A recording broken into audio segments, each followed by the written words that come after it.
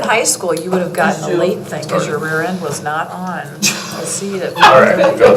Not in my high school. Ray started, so we'll go ahead and get going. Okay. All right, we'll do roll call. Let's take care of Bernie's kid. Rob Keller. Helen Langewalter. Here. Sue Wilson. Here. Donna Kramer. Here. Ed Metzger. Here. Lori Abernathy. There. Jay President. Here. All right, and then we'll move right into our good news with Mr. Sadoff. Yep, kind of a variety of things for good news this time. There are some pictures there of kids that participated in the Des Moines Art Festival. Our art teachers do a very nice job of not just classroom instruction, but finding different outlets for our students to be involved with. So that was one thing in there. Then I have a couple of pictures as well, a couple of pictures from 9/11, nice observance. Brady Myers and Aiden Keller, two of our freshman students, played taps and had memorial plaques for the police department, fire department. Nice observance there. Several pictures. This was a fan favorite on Facebook. I think people just like to know that we are teaching the trades, and there were some pictures there from construction techniques. There's a pre-apprenticeship class going on. This is Justin Hagens, our relatively new industrial tech teacher, is the teacher, and the specific activity was kids learning how to properly build brick walls. A couple pictures there from Utah. Mr. Barnes, a language arts teacher and coach for us, participated in the Ironman World Championships in St. George, Utah, back on September 18th. And then I put a few things from activities, and we have a very busy fall activities season going, and a lot of really good things happening. I captured a few things there. The boys golf team winning their last home meet. The football team, they've had another win since this win over Lewis Central, won homecoming, and then volleyball defeating Grinnell at home. We also have a marching band going on right now. I know our band was in the Pioneer Days parade. Girls swimming has had a couple of great home meets and wins. I'm sure I'm forgetting some other things, but very, very good. Cross country. Cross country, that's right. Yep, cross country going on, boys and girls both. So it's been a busy time and a fun time, and I keep, as I see those things on social media or as people share them with me, I push them out on Facebook too. But a lot of things going on. I got a question. When is the shooting, like the trap shooting? Is that fall? They've started. They started, Yeah. so that's And they had fall. their first meet last weekend, 2 weekends ago. Yeah, and I hear a little bit less about that since that's not a school program. It's a Yeah. community club, but They're doing really good. They got some, they They've had- have a 8th grader or 7th grader. It's been shooting extremely well. and you might know the numbers too, Laura. We've had very high participation. They have. We've had 60, 80 kids in middle school doing it in recent Well, years. Jim Strait was going to step down, and they begged him to stay and got a couple more parents involved. They've got a ton of kids. It's it's such a good sport. The kids that aren't athletes that want to do something are good shooters, and they're doing amazing. I think it was 2 weekends ago they were out there. And did a really I thought good it was job. fall, yeah. Yeah. Good. Next we have delegations, petitions, communications, anything? I don't have any signed up. Does anybody want to speak? All right. And then we'll move on to the consent agenda. I- Sorry, before we did, any board member reports? Sorry, anything else? Yeah, I have one. We met on the wellness crew team, and so the wellness committee that is majorly represented by the middle school. There's not a lot of other teachers from other schools involved in that, but they are really going to try to focus on, they sent a survey out, and one thing that came back very high on teachers' needs was emotional safety. And so we are looking right now at just different resources and maybe different speakers or something that can have to do with their emotional safety. So emotional safety too around mental health and stuff like that. Last spring we did stuff with Pass the Love, and it wasn't very well attended. So really trying to figure out how we can better serve our teachers in the time frame that they have for that. I know Mimi and I have talked to just because that group is focusing so much kind of on the teacher and the staff wellness. Really, what can we do to create our website on the wellness side really more informational for the parents and the students? You know, if students have questions about depression, anxiety, why are they not sleeping, lack of appetite, stuff like that, can we create a student-friendly tab that has very good research, not google.com, where they go and do their research. So looking at just how can we better support that. And then on October 6th, there is a scheduled like walkathon for the teachers, different routes that they can walk just for like self-care, wellness, and then they've got some snacks and water provided for the teachers to be able to do that. So trying to listen to the teachers and trying to work out what their needs are within the constraints kind of their day and stuff like that. And then really looking at what can we start to support the students and the parents on as far as the wellness stuff too.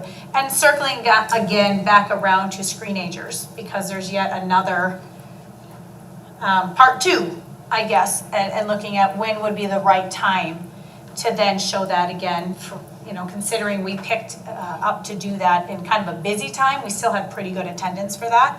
And so we have been asked, like, where's part 2? So just kind of focusing on some of those things and maybe really using screenagers as our bridge to the parents and the students and their wellness, and then find some good resources for the emotional safety for our teachers. If it's possible, could I suggest that you show at the same time Screenagers 1?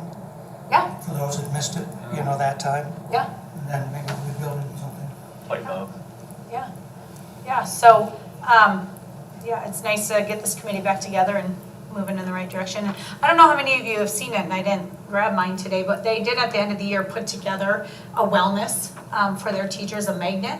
And so it's big and it sits wherever, but on one side it has the mobile crisis unit information. And that really is a well-tuned service here. That's a service that we activate, unfortunately, a lot with my job. But they do come down, they're trained service providers, they're able to assess the situation and then make a referral or communicate with people that need to be involved. So that's on one side of this wellness thing. And then the other side talks about just other different resources, but letting them know that they can get some mental health counseling. I think there's 3 that they're able to get through the insurance that they hold and stuff like that. Employee assistance program, yep. Yeah, Yep. so just educating them that, hey, they're out there and they're free through your insurance program. So so those went out last year. So yeah, I think we're looking forward to a good committee and just being able to move forward in those steps. So. Thank you, Sue. Anything else? Did you have something? All right. Next we'll move on to the consent agenda. Yeah, can somebody refresh me on the first thing on personnel, the new position there it sounds familiar, but I'm not quite sure. That is one of our ESSER 3 positions. The federal money we talked about, one of the priorities that came out was sort of a counseling role, but we didn't advertise it as having to have a counseling degree. It would be somewhat similar to what our remote advocates did last year during the remote learning, maybe taking it a step forward, dealing with some of the social emotional learning needs, kind of related to what Sue was just talking about. As people come back to school and, you know, we have kids who've been remote learning for a significant amount of time. We have people who still are concerned with being face-to-face, and just somebody, a dedicated person who understands counseling, who can connect students and staff and just be another resource. Yeah, but this is not what someone's talked about, the parental advocate to help working with the system. That's what we were talking about in HR committee and everything else, a position like that. I think this is the same position. Okay, that's not acceptable. It didn't go through the HR committee. I've never heard of this one coming through. I mean, new positions are supposed to go We through have had before. We have had our ESSER 3 plan out publicly, had a public hearing on it, brought it to the board, and talked through those positions. Did we approve that position? If I'm wrong, I'm wrong. This is viewed as a temporary ESSER 3 funded position. Yeah. I think it's thought we were having this conversation, because when I talked about the whole mental health, I talked about having that gap between the amount of kids that our counselors are seeing and how many are being referred into the system, and there's a massive gap there. Yeah, you were talking about that, some of us were talking about. So when I looked at and all when that. I- So we can talk about another position. When I looked at that, when I saw the student family liaison, that's what I thought that was under, after that conversation. Yeah, I had no sense that this was a surprise or a new thing. I mean, we've talked extensively about those ESSER $3 and what the priorities were, but Thank you. I don't remember honestly, I guess. So this would be that liaison or that advocate, the parental advocate? I think there's money, we can talk about the other one too. yeah, and I mean, there may be an additional role, there may be ESSER 3 money for additional roles. I know another one that is not in here tonight, but that, two more that are being looked at. One was a high school credit recovery online learning program support. Another was an elementary school interventionist for math and reading. And both of those were ESSER 3 temporary, transition back type positions too. So, Those are with COVID money though, right? yeah, and I keep saying ESSER 3, that's the third round of the COVID money. Right, Yep. so that's just wanted to be clear about that. Okay, anything else? Anybody else on the consent agenda? Nobody has any more questions, I'll make a motion to approve the consent agenda. Okay, motion made by Ben to approve, Second? seconded by Lori. All those in favor, or any further discussion by the board? All those in favor say aye. Aye. Any opposed? Motion carries 7-0. Next is, Presentation. yeah. The presentation then? Don't have a presentation tonight. Okay. And I'm gonna try to have one of those just monthly, probably not every meeting, but like we had Mr. Morris, the first September meeting. We'll have somebody in October. So we go right into the finance section, and then the leases first. This came from the facilities committee. It was pointed out to us that the leases that we have are 40-year leases, and they're self-renewing. And we think it'd be very wise to say, unless we say differently, that we are not going to renew these leases. We're not approving these leases or non-renewal. We recommend non-renewal leases. Somebody, when that time comes, can change it and do whatever they want. But we want to protect our future board from being stuck with another 40-year lease. That's the rationale behind it. I think it makes sense. Just gotta Do we need a remember. motion for that? Yes. And actually, go ahead, John. We need to have one for Soccer Tribe and one for Baseball Incorporated. And John, how do you think that should be worded? We will send notice, let me tell you exactly. So are we doing it, so are we gonna renew it 3 years at a time, 1 year at a time? That's for a future board. It's not going to automatically. It's not, yeah, it's renewed until. We have- full. we And have it right runs now. until 2037 and, Yeah. That'd be good. The motion should be something to the effect that, to provide notice to the Inola Baseball and, for one, and then Soccer Tribe for the other, of the district's intent to terminate its lease agreement for the baseball field complex at the end of the initial term, which expires May 12th, 2037. I will make that motion. Motion made by Ken to approve, I'll second that. seconded by Karen. Baseball, so. Baseball. This is for baseball first. Motion made by Ken, seconded by Carolyn. Any further discussion by the board? I have one thing. Go ahead. I think we should talk to either one of these groups and let them know what we're trying to do, so Yeah, they understand the logic behind it, so Yeah. they don't react. yeah. Yeah. Is that some facilities does, Bernie or? Mark? I know Bernie has reached out, I believe recently to Soccer Tribe, and we've had some periodic communication with Little League too, so we'll definitely follow up. Yeah, yeah. And I think Bernie would be most likely. Conversation before. Yeah, I agree, I think it should be done before they get the letter. Any further discussion by the board? All those in favor say aye.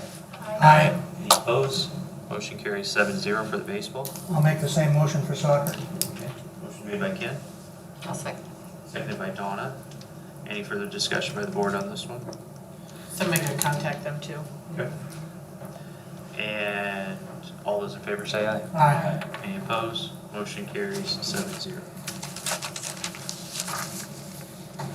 Next is the monthly financials. So you have, okay, so remember I always tell you that June is a really long month? It's really long. So you see how we ended the year in all the different funds. Pull that up. As the balance sheet. Sorry, okay. So with COVID funds, those replaced some things that we didn't need to spend on our general fund on. So you see that, you know, our ending balance was 12,500,000 this year compared to 11,100,000 last year, 11,200,000 last year. So the COVID funds don't run through our system? It does, but then, you know, the things that we planned to spend were saved then because we used it on COVID funds, you know, technically. So on this report, so the COVID funds would have gone into the general General fund? Okay. There were so the other two funds that they did go into were childcare and food service, but they transferred through the general fund out to that. So they all processed through the general fund into those other funds. The interesting thing, if you look at the activity fund, from one year to the next, if you take the $10,000 payable out, they're almost to the dollar exactly the same. So what we lost in revenue, we also didn't have as expense. So it's really interesting how that all played out as you know, I was looking through things. Are we still doing the free lunches Yep, free lunches till May or? till the end of this year. End of June, I think. Also, we'll, till the end of June? Well, through the school year, and then the summer will, they may give us There's a direction new on- program coming up called United Fresh, coming out of Capitol Hill in Washington DC. So that could cover summer. It could be, it'll be announced probably the beginning of the year.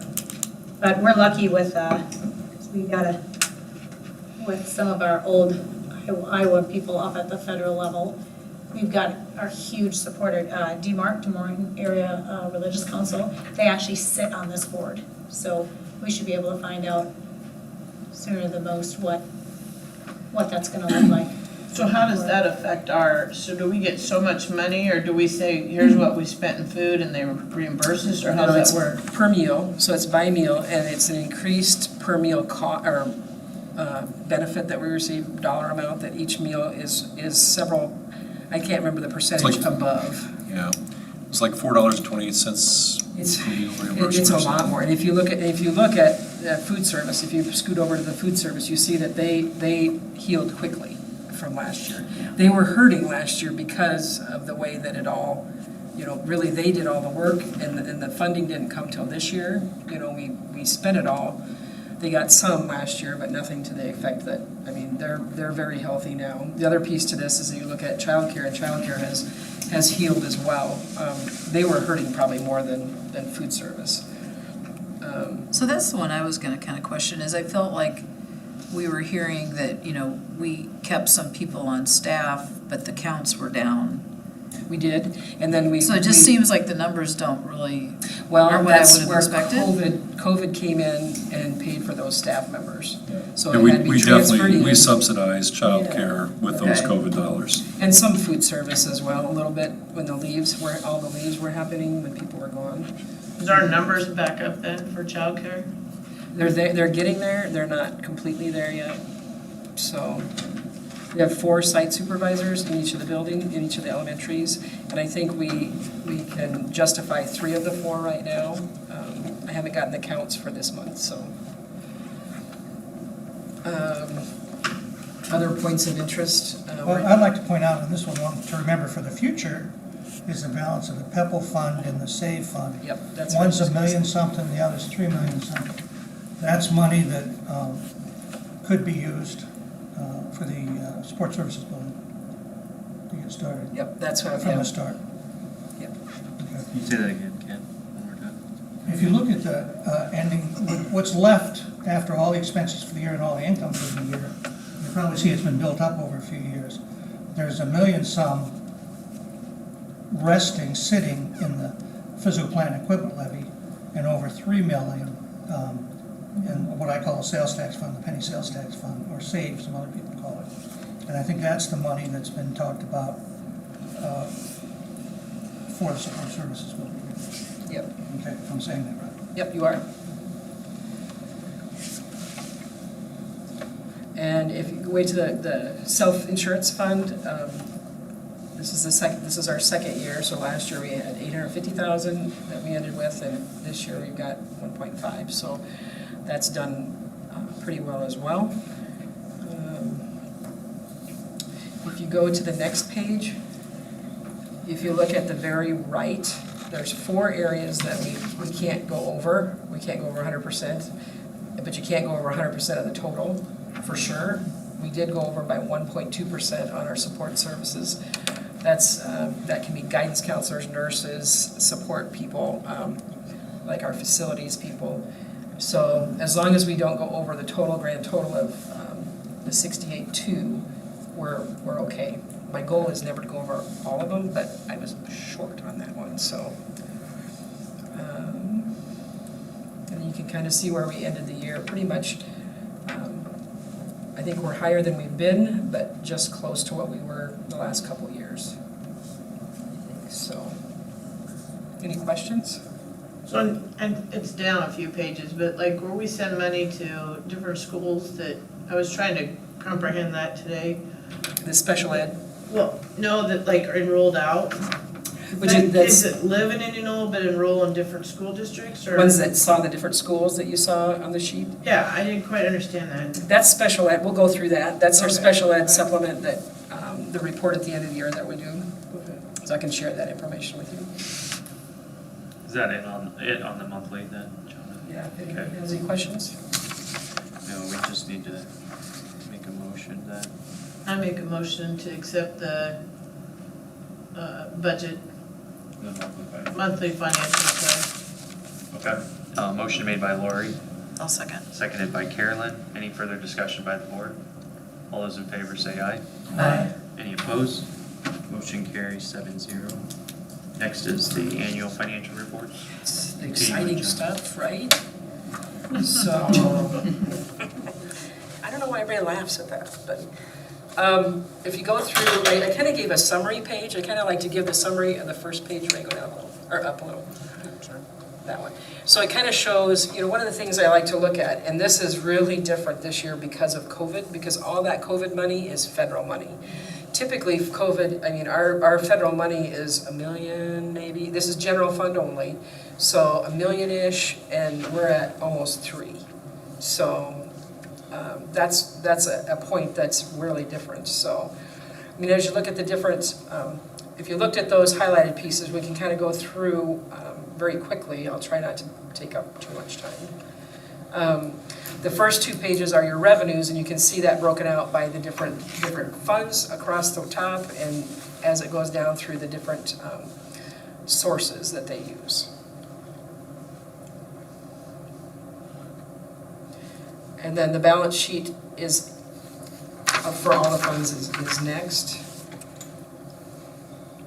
And one of the things that I try to always point out is on page 26 or 28, that says the general fund restricted assigned balances. These are areas of state funding that we receive that we haven't spent. Keep going, right? Or wait a minute, where are you at? Yeah, that next one. Keep going. That little chart right there. Little chart. So this is areas that we had a carryover from the previous year. So we didn't spend all the money in those areas. So gifted and talented, that just depends on what they, I don't know, it's mainly salaries, and there's some testing that they do, so they had a little bit of a carryover. The TLC is our leadership program. That's because they haven't gone, between the TLC and the TQC, the professional development, because we haven't been able to go places, a lot of those, it's training or travel with training involved, so those have balances that typically we use. Can we carry those over? You can carry these over, and they have to be used for this purpose, for these purposes. A set limit of years to carry that? There is, They just let you carry it over. I mean, Okay, okay. Rob's got a question, I think it relates to the flexibility funds with carryover. So the TQC, remember we took the year before's balance out. Okay. So if we didn't, that was 168,000. So we took that out and then we have that for, we did curriculum, paid for curriculum, but then we kind of offset that with some training that can be used that isn't related to the state law with TQC. Okay. So that would have been a lot higher. The preschool is large. So the way that works is we receive, half a FTE for each student. And you flex up and so you get the funds the next year. So if you have a big class, you're gonna expend a lot, but if you have a small class, you got the money, and so we've been upside down on that. We've had smaller classes and we've increased We had in funds. a preschool near record level, close to 161 year, followed it up the next year with 120. So we got funded on the 160, but we had fewer students the following year. So then you don't need the staff that you need as well. So one of the things that this can be used for is upgrades to the playground. We just did some upgrades to the playground. We did some, thanks to Ken, who kind of went and was looking at it, and we then addressed some of the concrete issues. But then also, if they need to update the playground, we could do that with these funds, which wouldn't take long to spend a lot of that. So just so you know, those are the areas that we have to identify as state funds that have a carryover. TSS is the salary supplement that the teachers get, and it's always a balance because what happens at the end of the year is we've got teachers that are on leave and have used all their leave up, and we try to, extract it out, and we sometimes are short or long. So there's 21,000, it always goes to the teachers, so it will go to the teachers this next year, so. Is that for like teachers who are on like a committee or? That one isn't. No, that's for, everybody it's like $6,300 a year. Every teacher, if they're full-time, is $6,300, and it's prorated for a part-time. So, but again, when teachers are taking leave, that's the piece that I miss, and I never know that, because I have to make that decision in May to pay it out, so. Some of the committees, the focus groups come out of that TQC, but the teacher salary supplement was just legislated a number of years back, probably, 12, 15 years ago maybe, and it just was a way to get teacher salaries up in the state. So, TLC is where a lot of the committees are as well. Yeah. TLCs, yeah, so those, I just want you to point those out, because a lot of times what's happening with some districts is they have all these assigned balances that are carrying forward, and their actual balance is less than that, so they can't spend anything because it's all tied into a categorical, they call it. So I just want you to know that our balance is higher than 600,000. You saw that previously, so.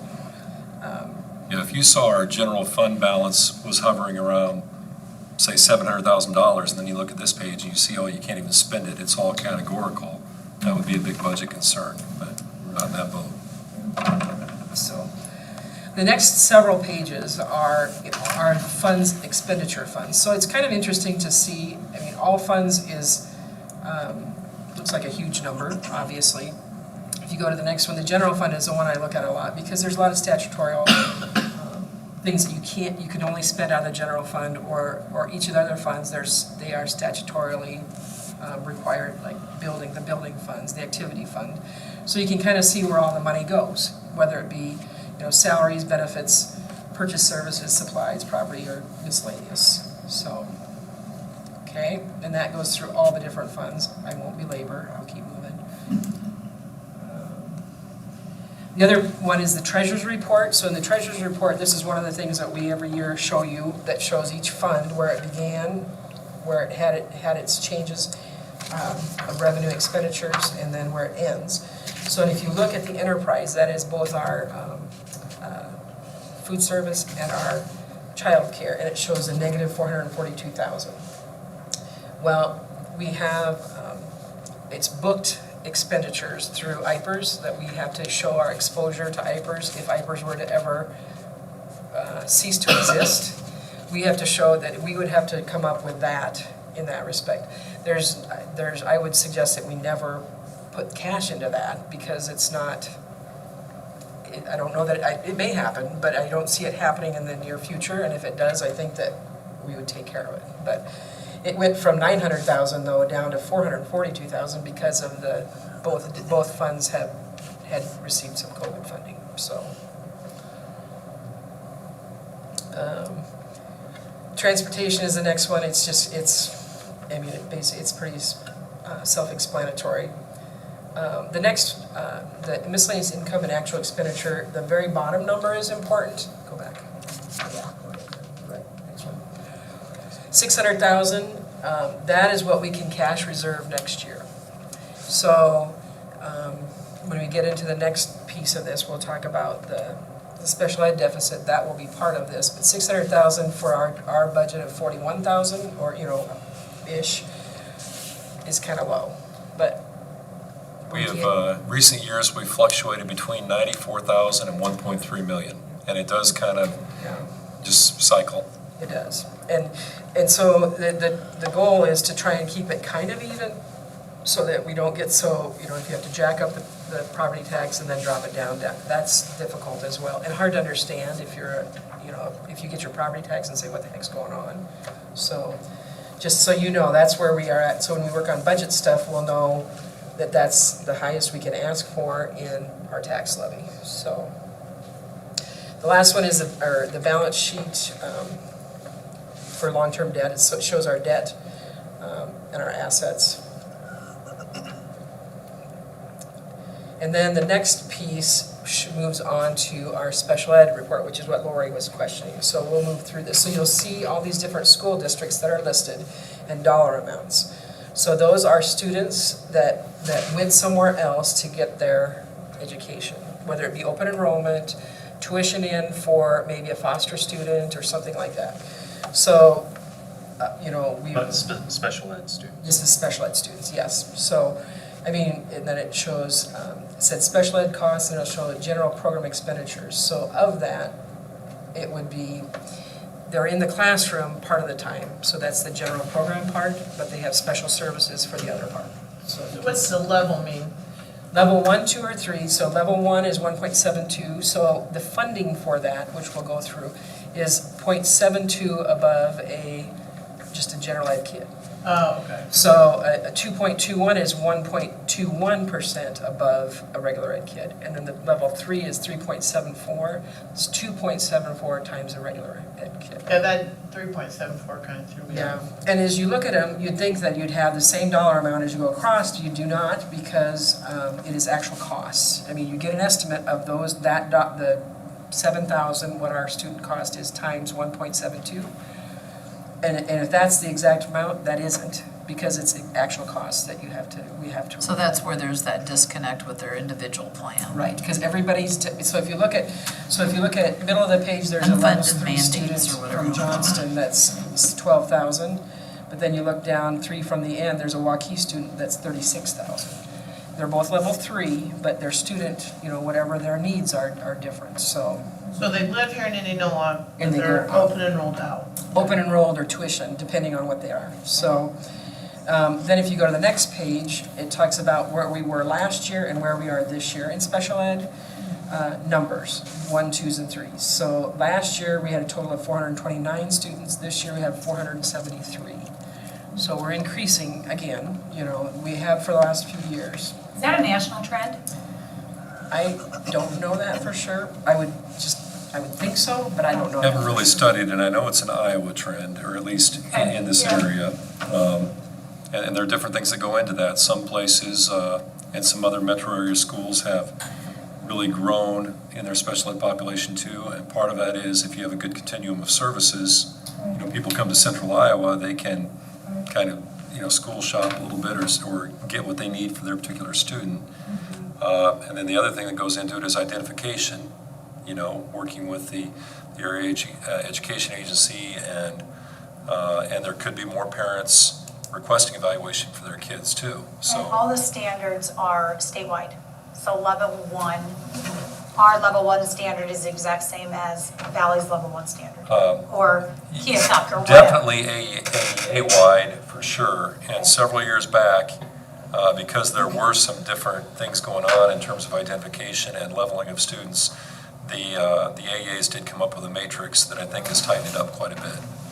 So, So 3.74 kids in Des Moines, are they like, is like Orchard Place, or is that where, or does their?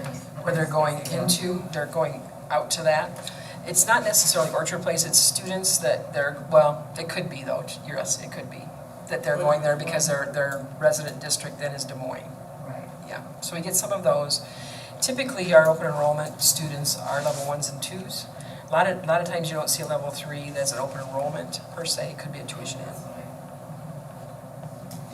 So do we have kids that are open enrolled in Indianola that are under this category? The next page is that, so go down to the next page where it says tuition in billing reports. Now, this is where it's gonna look, like I just said, everybody's is different, but when I bill, we look at what it is per person. So our 1.72s, you'll see there's a lot of 11,500. So our 1.72, the total billing was 11,500.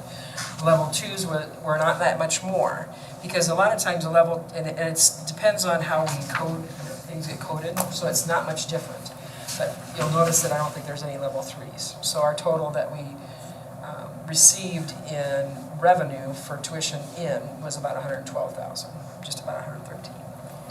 What was it going out? And going out, we'll go down and we'll get to the expense down below. It doesn't total up above, but it'll total down below. So can I ask a question, and it's probably really out of ignorance or just me not knowing?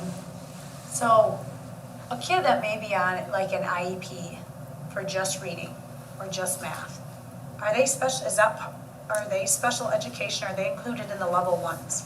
yes. If That they would probably be where they would fit, is level 1. If they have an IEP, they're automatic, okay, There's IEPs also for like speech, right? which that's just zero cost because it's not intensive work. And I don't know that math and reading might be, Okay. but there is a level 0 that doesn't, there's not a lot of students that are at that. They usually have. And we transient. And I imagine if they're level 1 and just have an IEP for math or reading, we handle that internally. Yes, yep. We handle most of our, we are big enough that we do handle most of our students. And some of those level 3 students, if they wanted to come here, we could probably serve them. But if they open enrolled out or there's another situation going on, sometimes we don't know the whole situation. There could be, and this would be open enrollment in general, there could be any number of things that feed into an open enrollment decision that really aren't even education related. Right. Like you can imagine, mom works in Carlisle or something, so they transport the kid there. Or their childcare is in Des Moines, or, all those things that go into that open enrollment decision could definitely apply for a special education student too. In some cases, in terms of denying open enrollment and why you don't see us tuitioning in level 3, we don't really have extra capacity in our level 3 programs. Gotcha. We do get inquiries from time to time, hey, will you tuition in this kid? And we'll look and see, what our numbers are like, but we don't want to overload those programs. So you won't really see us tuitioning in or open enrolling in level 3 kids. It wouldn't be uncommon to see a level 1 or level 2. So this money that we bill these other schools, is that like the associates or whoever's assigned to them, is that included in Well, it's that? expense, right, so it's tied all together. If the student has a one-on-one, so a lot of students have a student or a para that's with them, but they switch them out during the day, they're not truly one-on-one all day long. I'm not attached at the hip with Ray if he's needing to be, the education, they're trying to mix it up so they have more than one person that helps that student. So the whole cost is calculated. They look at our total cost for level 1, level 2, level 3, and we'll show, at the end, it'll show how that breaks down when you look at all the revenue and all the expense and how the balance works out. So, okay. If you go down to the next page, it's receipts. So we broke $6 million in revenue in our special ed revenue. It breaks it down, as you see, it says part-time students. Those are our preschool students that are some are level 1 or level 2 and level 3. And then you go to the next page and it talks, so ways that we can raise money or have money that offsets our special ed costs, our Part B funds, which is Medicaid Part B. And we use that for excess salary costs, mainly associate work. That's 158 or 154,000. So that's on the revenue side.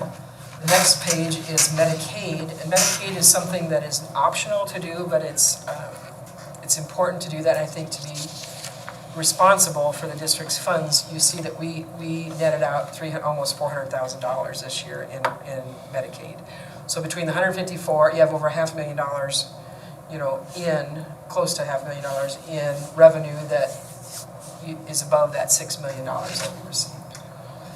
The next piece is kind of confusing. It's a calculation that we have to do to get our cost per hour, per contact hour. So it's just a calculation, shows the different pieces like special ed teachers and associates and counselors and nurses that we identify. Next page is transportation, shows what our expense for our transportation. We have several buses that are special ed.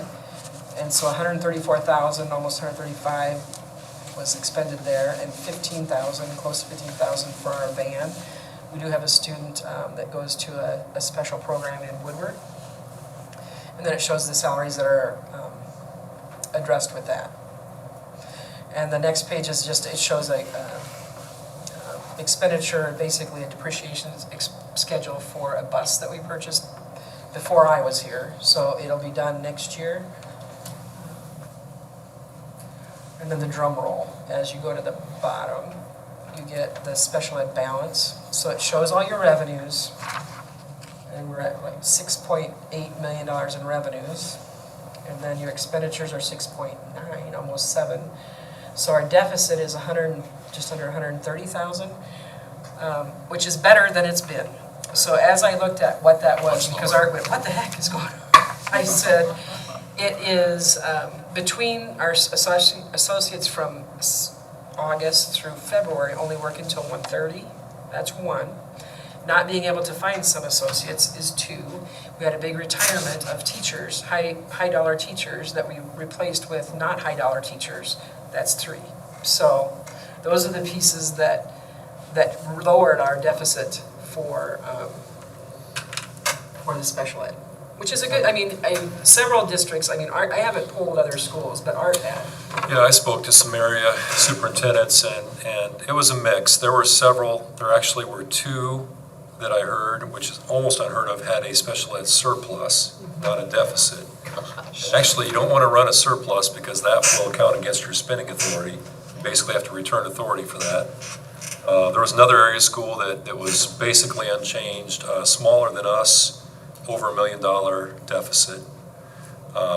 So it's a little bit of a mixed bag, and that's why my what the heck to John was help me understand why this is so different, because we were about 725 or 750 negative last year, and over the years here we fluctuated most of the time between 500 and 700,000. We've tried to get a handle on it, but we haven't had a decline like this in 1 year, for quite some time. So yeah.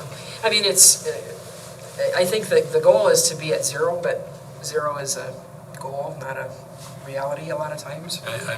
It would be great if you were, you're getting the extra funding, you're meeting the kids' IEPs, and you're not spending a whole bunch more than that, but it doesn't usually work that way. And then the next 2 are confusing. So because we were less than last year, Just the everything last else 2 was are not confusing. Figure out how she uses that word. Figure out if her eyes ever cross with all these grids and numbers. No, there's two, screen 9 and screen 10. 9 is called maintenance of effort, and that's a special ed cost, or term, that if you don't spend the same amount for a student from 1 year to the next, if it goes down, you didn't meet your maintenance of effort.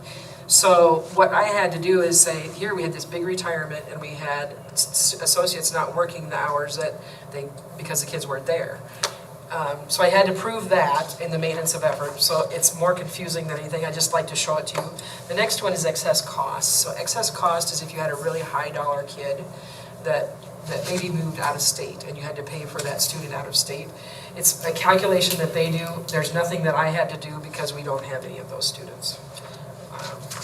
So the last page, At the present time, we At have the- had students, right, and that's a lot of money. it goes quickly, right. And it's because you need to serve them, that's why you would have a deficit, and it's allowable deficit that you can have, so. Normally, we don't like to have deficits. So the last page is the certification page, and it shows, that tonight, hopefully you'll approve the allowable growth request for the 129,000 that we have in the deficit for the special ed. Any questions? Isn't that fun? Yeah, can you start over? No special class later. I learned a little more than I do this afternoon. Yeah, No, so, thank you. That takes a lot of work. Thank you for explaining it too. and then the transportation report is more for your information. The one thing that I like to show in that, if you go to the next part, right, I think it's the last page, let's see, and it talks about what we charge per mile. And because we've had, and I didn't pull that one because it's a short. 5.76. Yeah, is it, go ahead. Yeah, that's a number I memorize every year. $5. Sounds good in conversation. $5.76 a mile. Right. So per mile, if you wanted to rent a school bus from us, it's $5.76 a mile. 577. There's Did we rent any out for Knotfest, just curiosity? We didn't, I heard there was AIM school buses here in town. Holy cow, in Adel, DeSoto. Hey, you wouldn't know, they were all covered up. Because they Well, have you can still see Ames's. They are contracted buses, so they aren't really owned by the school. They're 577, Yeah, you're off a penny. 577, yeah. So that's what it costs, right, so. I just found it. I didn't memorize the whole report, just that one. It's around. I did want to point out something else, and actually a financial report to people in the future. I believe the management fund's balance is over 4 million. 576. It's, I just wanted to show you that. it was last year, I think it is. 3.2 right now. Okay, 3.2. We're looking at a potential decline in students, which means less money in the budget because, I've explained that many times. This means the management fund's got 3.2 million in it. So there's something there if the administration starts talking about the potential of early retirements and things like that. That's where the funding for that comes from. Yep, the two big things that come out of there are your liability insurance, your insurances, and if you run early retirement. And And unemployment, yes. Do we have a motion to approve the annual financials? I make a motion. Lori made a motion to approve, Second. seconded by Donna. Any further discussion by the board on the annuals? All those in favor say aye. Aye. Any opposed? Motion carries 7-0. Moving on to the special education deficit. I think that's been explained pretty well. I will move that we approve the request of special education deficit, allowable growth, and supplemental aid. thank you. Motion made by Ken to approve, I will second that. seconded by Carolyn. Any further discussion? Or all those in favor say aye. Aye. Any opposed? Motion carries 7-0. Next is the facilities committee meeting report.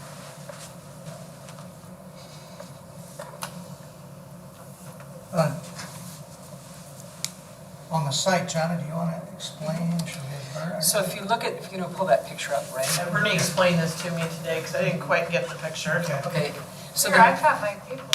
so the three white triangles to the north, well, or to the south of the middle school, to the field house. Rectangles, John. Sorry. It's been a long day. It's not a number. it's a Sorry. shape. The three,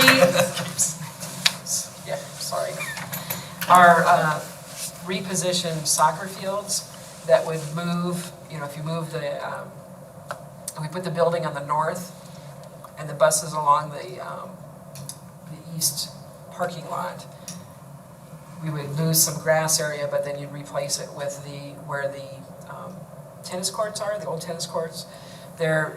Those have held up in patch for a while, but we've talked about, before I came there, talking about. Yeah, they've been set for demolition for quite a while. We put one last patch on them in about 2016 or so, And it has held up pretty well, but it's starting to get bad again. But that was always intended to become green space. And under this plan, we would go ahead and demo those, as has been planned for several years.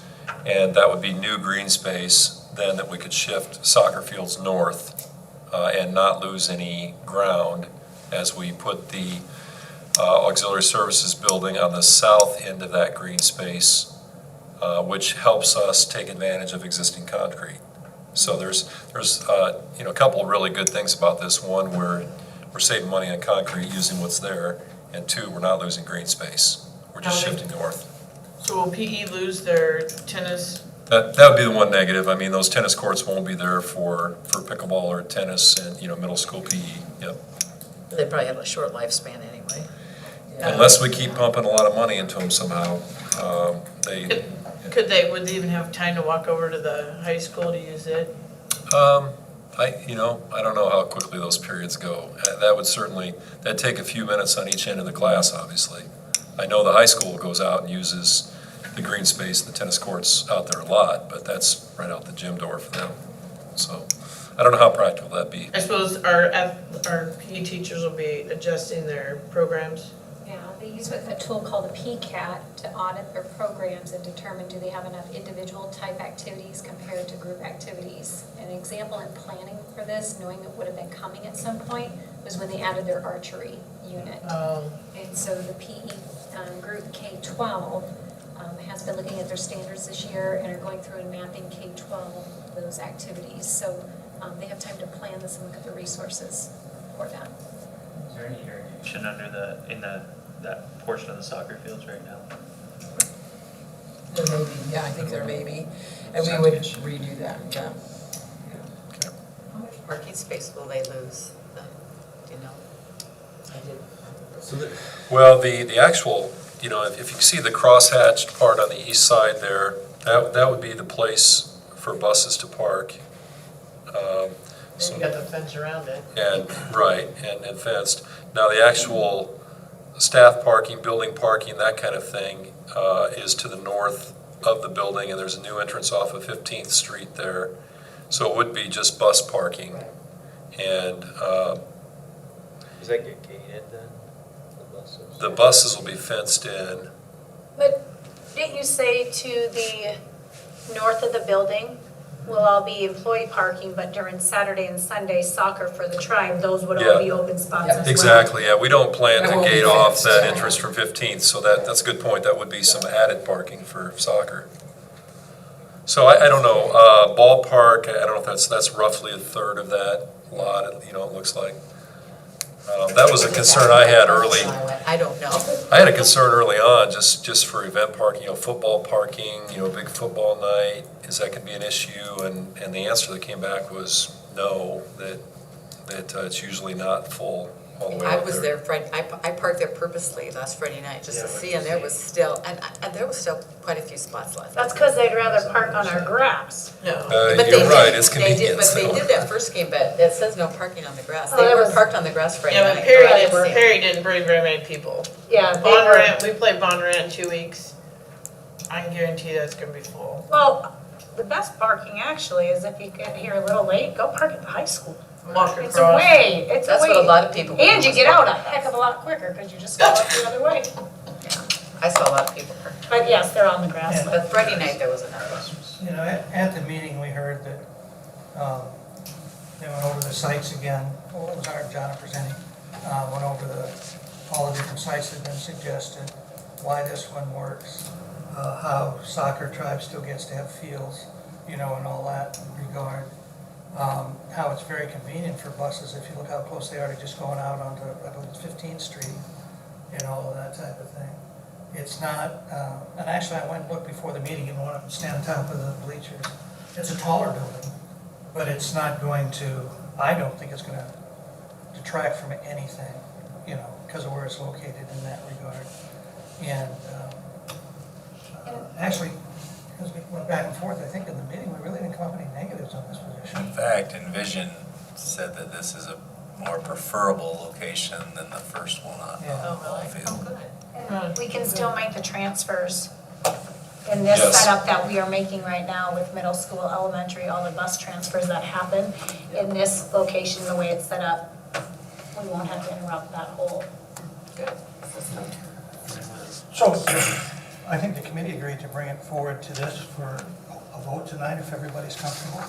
We have that at the very end of the, after, a couple more. Okay. What happens Just to so you know the that old this- building? What will that, they just gonna tear that down and make that more parking, or is there? Well, initially, it'll be used for cold storage. We probably would reskin it to make it look a little better, and we can use it for some storage. That would be probably a prime location if something happens with high school facility, as they're starting to study that.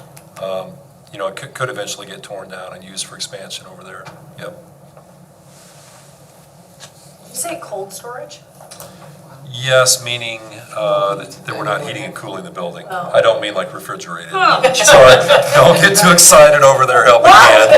Yeah, that's where her mind is going, man. It was- I used the phrase because I had heard others say it, so I didn't need to get you excited. That's why you know I'm paying attention tonight. She's on it, You man. want to continue on, Ken, with the facilities? I will, and then we'll see the response to the report that we had a firm come in, investigate all our buildings and say what kind of shape they were. It was a very large thing, cost us a bunch of money. And then after this, and this is the report that came, it would rate things in the buildings that need to be done. 4 was they didn't need to be done, 3 was, 2 was it probably should be done, and 1 was kind of do it quickly.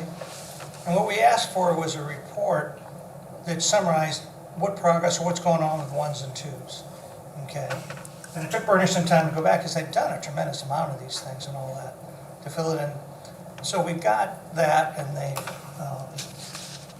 been working on it, they know what it is, it's there. So we have it, every time you have a plan, you need a report for it about once a year, we've got it, it's good. I recommended that the next step, I don't know if we do this as a committee, be that Bernie and John will look at that and just pare it down to what they think now is important to be done. You know, throw out everything that's been done. Yeah. I said, throw out anything you don't agree with, you know, that somebody else going through. And just have a plan for a year. Because it'd be nice to have an annual maintenance report, you know, and I had no idea at the time. That's a great suggestion, and I like the approach of, you know, getting it down to, Yeah, you know, a bite you can handle, because, you know, if you go look at that, I know Ken has read it, but if you go look at that facilities assessment we had done in 2019, that's a big book. There's a lot of information there. Yeah. So, That's probably next steps that are coming out of that then. Yeah. It's a work in progress. Okay. All right. Anything else on that committee meeting? Going to go right into the projects update. If there's not. yeah, we've really kind of just gone through the auxiliary service building, where we're at on that, you know, site selection. The actual plan for that is that they've been working on all along, and they're anxiously awaiting to hear, will this be the final selected site, because then there's some site testing that gets triggered by that. Auditorium is moving along. Have you heard, are we still looking at probably a November completion date? They're waiting on the shipment of the, We did have a change order, an acoustical tile we've talked about before with that, but, and then the master plan concept, I know Envision is trying to get another meeting scheduled for that. We've just had the one meeting with the initial kind of community task force, so that there's really nothing new there right now. Cool. Next is the auxiliary services building site selection, what Ken mentioned earlier, so we just need a motion. Make a motion to approve the site selection. A motion made by Ben, I'll say. seconded by Sue. Any further discussion by the board? All those in favor say aye. aye. Any opposed?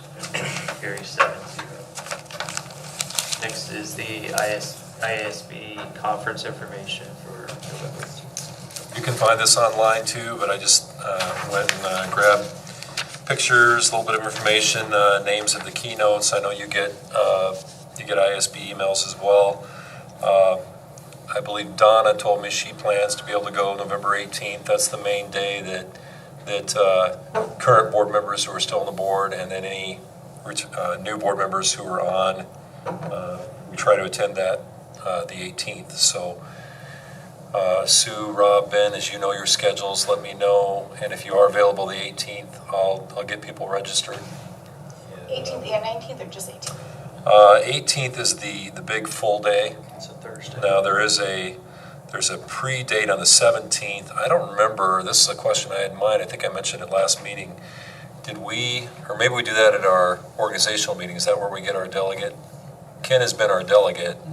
You've gone to the delegate assembly the day before. We'll need a legislative delegate, so that person probably would go on the 17th as well. But is that something we do at the organizational meeting? Okay, so I don't know that yet. So just let me know, check your calendars, or as things firm up for you, let me know. I'll get people registered the 18th. Next we have our board calendar, no technology, and I think we decided to Did you post take off the work session? session. Yes, that should